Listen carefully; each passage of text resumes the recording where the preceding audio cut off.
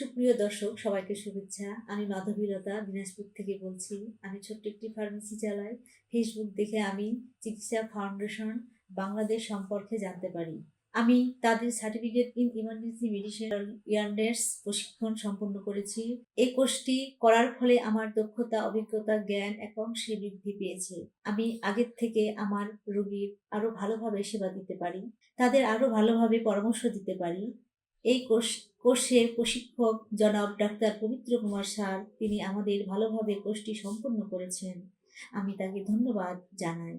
আমার ফার্মেসিতে বেশিরভাগ উচ্চ রক্তচাপ, সাধারণত সর্দি, কাশি, অ্যাজমা, চুলকানি, গ্যাস্ট্রিকের সমস্যা নিয়ে আসেন। আমি ভালোভাবে সেবা দেওয়ার জন্য প্রস্তুত থাকি। আজ আমি উচ্চ রক্তচাপ সম্পর্কে কিছু বলতে চাই।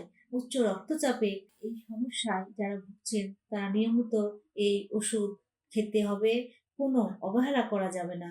পাশাপাশি ডাক্তারের দেওয়া নিয়ম মেনে চলতে হবে। স্বাস্থ্যকর খাবার খেতে হবে, খাবার সাথে আলাদাভাবে লবণ খাওয়া যাবে না। ওজন নিয়ন্ত্রণ রাখতে হবে, এজন্য নিয়মিত ব্যায়াম করতে হবে। ধূমপান, মদ্যপান পরিহার করতে হবে। যদি কোনো মানসিক চাপ থাকে সেটাও পরিহার করতে হবে। এই প্রসঙ্গে বলে রাখি, যদি প্রেশার লো হয় তাহলে কি করবেন? এই সমস্যাটা আমার অনেক সময় আমরা পাই।